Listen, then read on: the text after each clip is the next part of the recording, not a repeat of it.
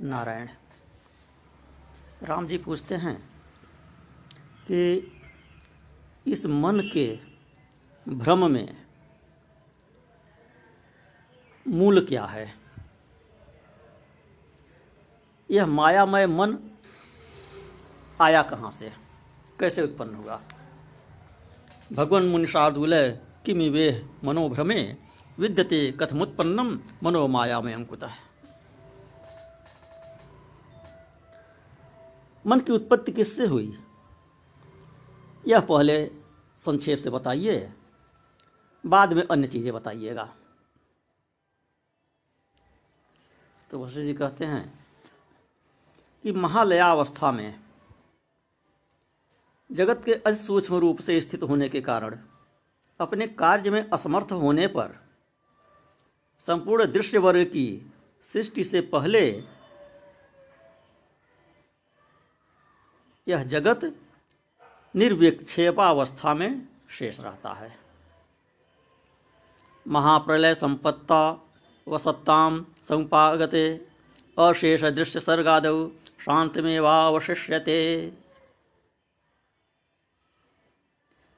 अति सूक्ष्म रूप से स्थित होने के कारण अपने कार्य में असमर्थ होता है उस समय, और यह संपूर्ण दृश्य वर्ग की सृष्टि से पूर्व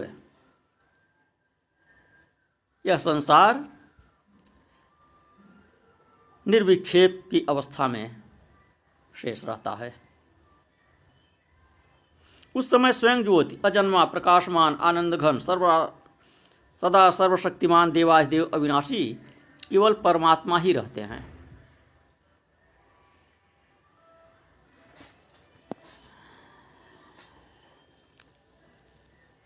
उन्हीं को सांख्य दर्शन वाले पुरुष कहते हैं, वेदांती ब्रह्म कहते हैं, विज्ञानवादी अत्यंत निर्मल केवल क्षणिक विज्ञान रूप कहते हैं, शून्यवादी शून्य कहते हैं। अर्थात सभी वादियों के अपने अपने बुद्धि वैभव से कल्पित विविध सिद्धांतों का विषय वही है।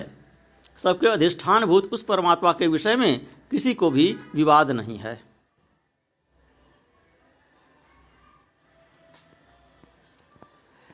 जिससे वाणियाँ भी निवृत्त हो जाती हैं, जिसे जीवन मुक्त महात्मा केवल जानते हैं, जिसकी आत्मा इत्यादि संज्ञाएं स्वाभाविक नहीं किंतु कल्पित हैं। अर्थात उसकी आत्मा इत्यादि जो संज्ञाएं हैं, जो आत्मा नाम परमात्मा नाम दिया गया है, यह अनारोपित स्वरूप से उत्पन्न नहीं है किंतु आरोपित धर्म से उत्पन्न हुआ है। उसको नाम दे दिया गया, आत्मा परमात्मा नाम दे दिया गया। उसका सर्वोत्कृष्ट वाचक प्रणव कह दिया गया, तस्य वाचक प्रणव है। उसी आत्मा से विष्णु इत्यादि देवता उसी प्रकार उत्पन्न होते हैं जैसे सूर्य से किरणें, और सागर में बुदबुदे तरंगे इत्यादि। व्योमयेन कृतं शून्यं शैलायेन घनीकृता आपो दुता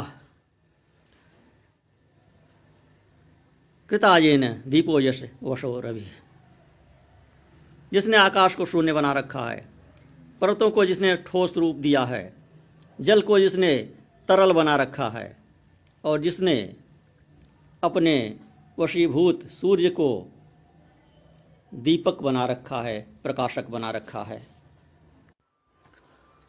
तो वह जो परब्रह्म परमात्मा है, जो देवों का देव है, जिससे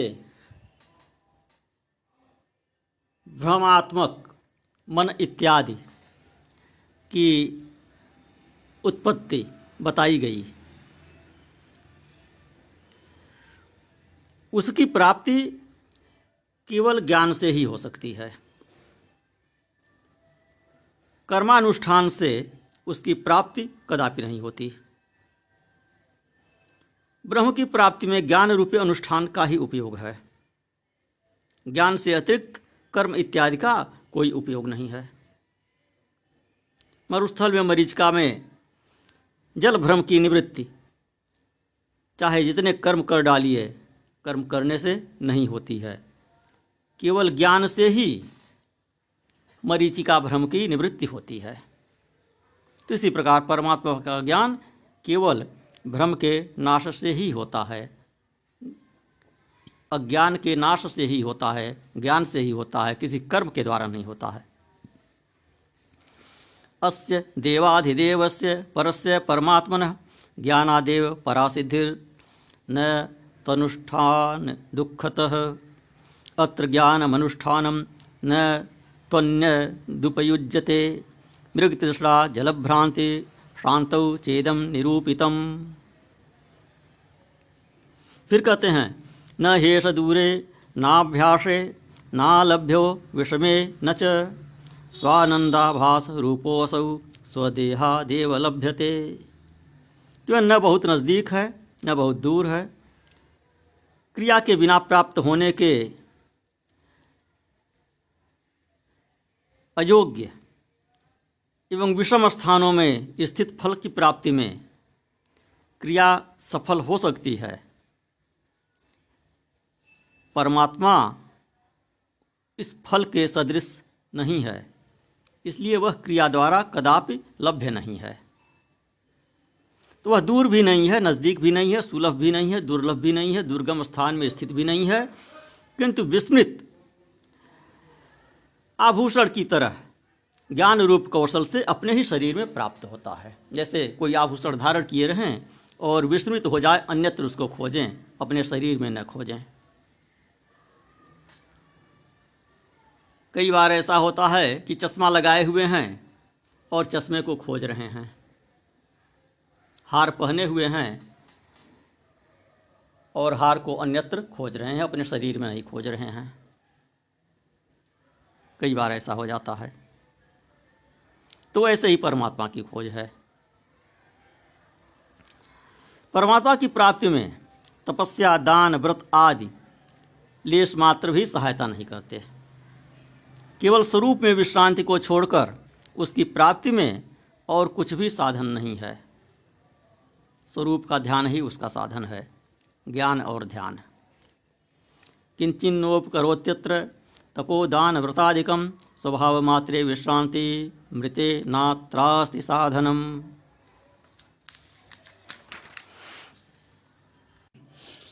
फिर राम जी पूछते हैं कि ज्ञान से उस परमात्मा की प्राप्ति होती है, तो वह ज्ञान कैसे प्राप्त होता है? किस तप से अथवा किस क्लेश से वह ज्ञान प्राप्त होता है? तो वशिष्ठ जी कहते हैं फिर राग द्वेष तमः क्रोधम, राग द्वेष तमः क्रोध मदमात्सर्य वर्जनम विना राम तपोदानम क्लेश एव न वास्तवम रागाद्युपहते चित्ते वंचयित्वा परं धनम तदर्जते तस्य दानाद् यस्यात् अर्थात् तस्य तत्फलम।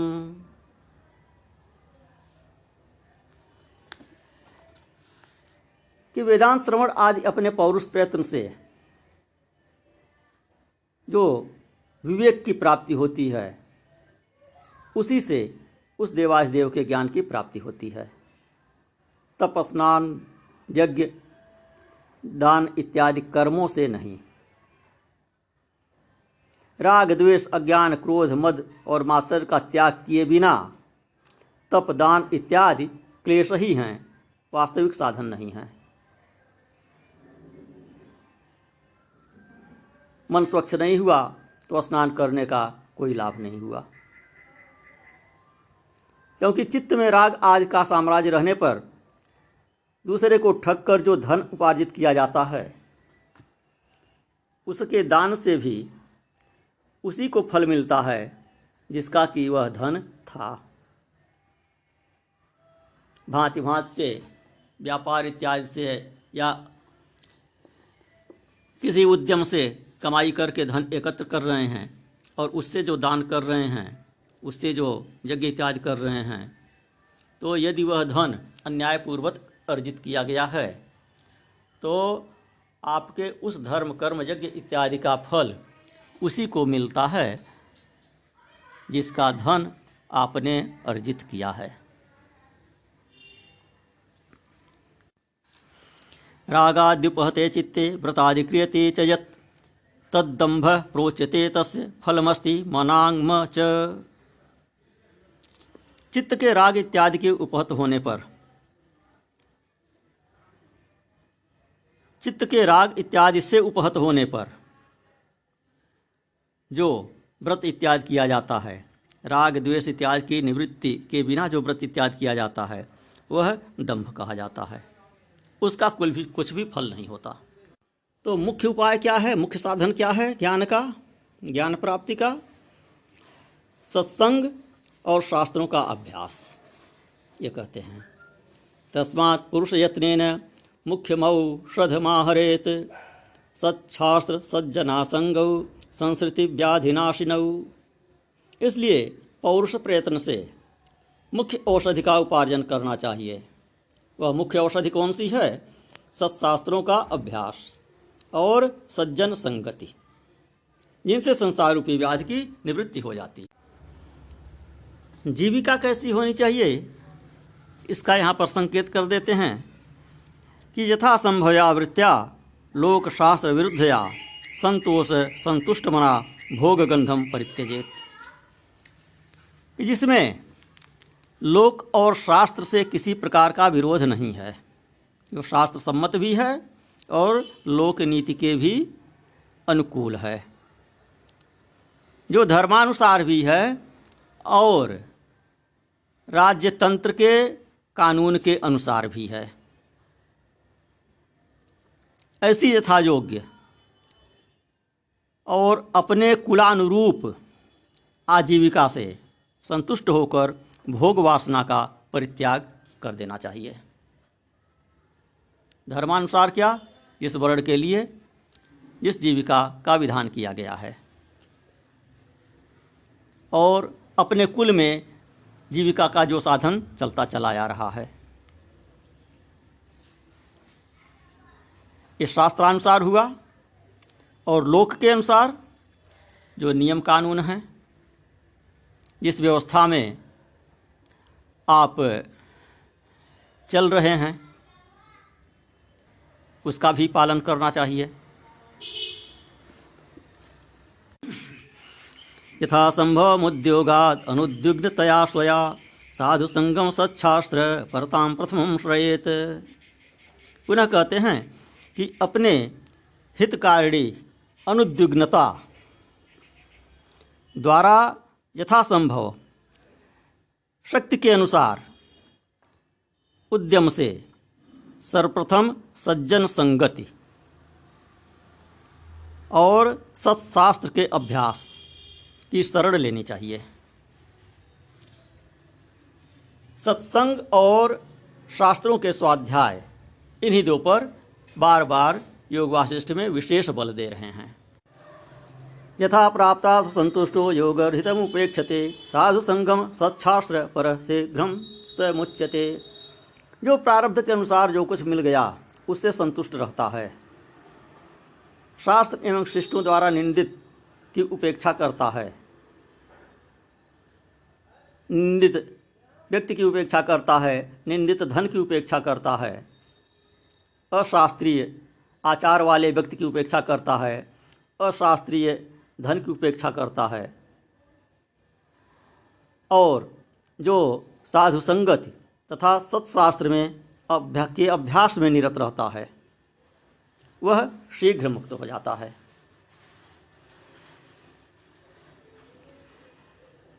विचारेण परिज्ञात स्वभाव से महामते अनुकंप्या भवन्ते ते ब्रह्मेन्द्र शंकराः। कहते हैं कि जिस महामति पुरुष ने विचार द्वारा अपने स्वरूप को जान लिया है, जिसने आत्म तत्व को जान लिया, उस महापुरुष के तो ये ब्रह्मा विष्णु शंकर और इंद्र भी अनुकंपा के पात्र होते हैं। उसको किसी देव की अनुकंपा कृपा नहीं चाहिए, देवता ही उसके कृपा की अपेक्षा करते हैं। देवताओं पर वह कृपा करने योग्य हो जाता है। फिर विद्या की प्रशंसा करते हैं। अध्यात्म विद्या विद्यानां प्रधानम तत्कथाश्रयम् शास्त्रम सत्शास्त्रमित्याहुर्मुच्यते तद्विचारणात्। और शास्त्र क्या है, सत्शास्त्र क्या है, इसको बताते हैं। साधु कौन है, इसको बताते हैं। शास्त्र क्या है, इसको बताते हैं। तो साधु का बताए, देशेजं सुजन प्राया लोका साधुं प्रचक्षते स विशिष्ट स साधु स्यात्तम प्रयत्नेन संश्रयेत। ये श्रुति और स्मृति से प्रतिपादित सदाचार में परिनिष्ठित सज्जन लोग जिसे साधु कहते हैं, वह यदि ज्ञान वैराग्य आदि शुभ गुणों से विशिष्ट हो तो वह साधु है। अर्थात शास्त्रानुसारी जिसका आचरण हो, जिसमें ज्ञान हो, जिसमें वैराग्य हो। तीन बातें बता रहे हैं। आचरण शास्त्रानुसार हो, ज्ञान भी हो और वैराग्य भी हो, उसे साधु कहते हैं। तो प्रयत्नपूर्वक उसकी शरण लेनी चाहिए। और शास्त्र क्या है, सत्शास्त्र क्या है, तो इसका कहे कि संपूर्ण विद्याओं में अध्यात्म विद्या मुख्य है। अध्यात्म विद्या अर्थात आत्मा का ज्ञान कराने वाली विद्या। आत्मा को उद्देश्य करके जिस विद्या का कथन किया गया हो वह अध्यात्म विद्या है। तो सभी विद्याओं में अध्यात्म विद्या मुख्य है। उसकी उत्पत्ति के अनुकूल विचारात्मक वर्णन जिसमें हो वह शास्त्र अर्थात उपनिषद, ब्रह्मसूत्र, भगवद्गीता जिसे प्रस्थानत्रयी कहा जाता है, यह इनके विवरणात्मक ग्रंथ, इनके भाष्य इत्यादि, यही सब सत्शास्त्र कहे जाते हैं। यह जो योग वासिष्ठ इसका वाचन किया जा रहा है,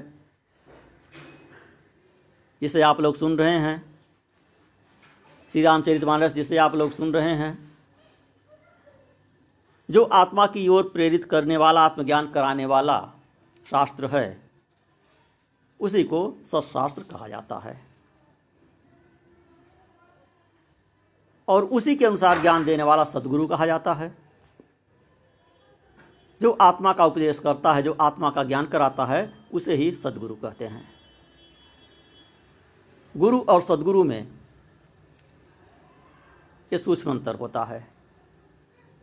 गुरु बहुत से हो सकते हैं, विभिन्न विद्याओं के देने वाले गुरु होते हैं, लेकिन सद्गुरु वह होता है जो आत्म साक्षात्कार की ओर प्रेरित करता है, आत्मा का ज्ञान कराता है, वह सद्गुरु होता है। फिर कहते हैं जैसे निर्मली के चूर्ण से जल का मैल नष्ट हो जाता है, जैसे योग के अभ्यास से लोगों की बाह्य मनोवृत्तियां नष्ट हो जाती हैं, वैसे ही सत्शास्त्र और साधु संगत से जो विवेक उत्पन्न होता है, उससे विद्या के विरोधी राग, द्वेष इत्यादि विनष्ट हो जाते हैं। ये सब विनष्ट हो जाते हैं तो चित्त निर्मल हो जाता है। चित्त निर्मल हो जाता है तो आत्मज्ञान हो जाता है, आत्म साक्षात्कार हो जाता है। ओम।